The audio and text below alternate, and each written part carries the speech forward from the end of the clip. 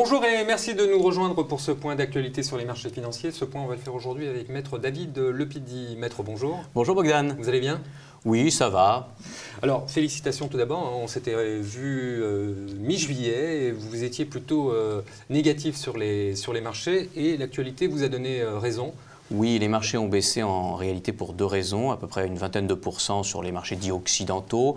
D'abord, il y a eu le problème chinois, qui, bien sûr, on a pu constater que la bulle asiatique, entre guillemets, avait explosé, puisque les marchés avaient pris près de 200% au cours des dernières années, et que ça ne pouvait pas continuer comme ça. Mais ce que les marchés n'avaient pas prévu, c'est donc du coup un ralentissement drastique de l'économie chinoise. Et deuxièmement, évidemment, nous avons la politique des banques centrales européennes qui, en réalité, voue à l'échec. L'objectif de la BCE était de faire baisser l'euro. Et ces derniers mois, on a pu constater que ça ne marchait pas et qu'il avait même pratiquement touché les 1,15. Et la Fed alors? Elle n'a pas relevé ses taux? Pourquoi? Alors, la Fed ne sait plus comment se sortir d'une impasse. Elle s'est tirée une balle dans le pied, elle est en plein brouillard. Pourquoi? Est-ce qu'elle a bien fait pour vous? Non, selon moi, la Réserve fédérale aurait dû monter ses taux. Pourquoi? Parce qu'elle aurait envoyé un signal fort au marché financier en disant, écoutez, l'économie va beaucoup mieux, on ne peut pas rester à des taux indéfiniment bas.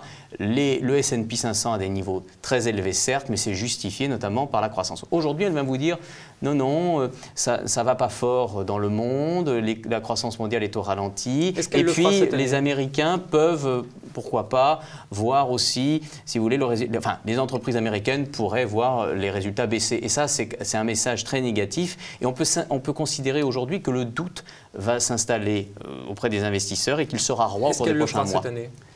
Là, vous me demandez de spéculer encore sur les intentions de la Fed. Personne n'en sait rien. Et très honnêtement, je ne suis pas certain. Pourtant, les investisseurs doivent prendre des positions. Donc oui, mais enfin, si les chiffres américains, comme c'est le cas ces dernières semaines, continuent à se détériorer, il est à... Là, le message, c'est ça ne va pas, donc je ne relève pas mes taux. Oui, donc, ça voudrait dire que ça ne va pas. Si les chiffres Pourtant, il y a des gens qui disent que ça va. Oui, mais enfin, si la Fed a quand même pris la précaution de ne pas relever ses taux, c'est donc qu'elle a des éléments que nous n'avons pas, nous, investisseurs, c'est-à-dire qu'elle pense que l'économie américaine va mal aller.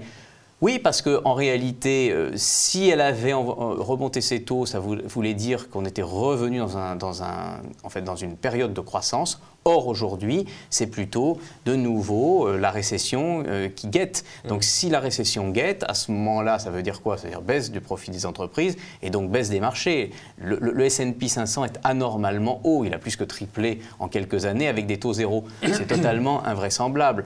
À un moment donné, il faut faire preuve de flegme. Or, la Fed n'a fait preuve d'aucun réalisme. Au contraire, elle distille un doute sur les marchés et elle ne sait plus sur quel pied danser. Donc, si je comprends bien, vous restez pessimiste pour la suite. Je reste pessimiste, en tout cas jusqu'à la fin octobre. Il n'est pas impossible que le CAC 40 retrouve les 4000 points. Et puis après, on se retrouvera pour savoir si les pronostics sont les mêmes pour la fin de l'année, Bogdan.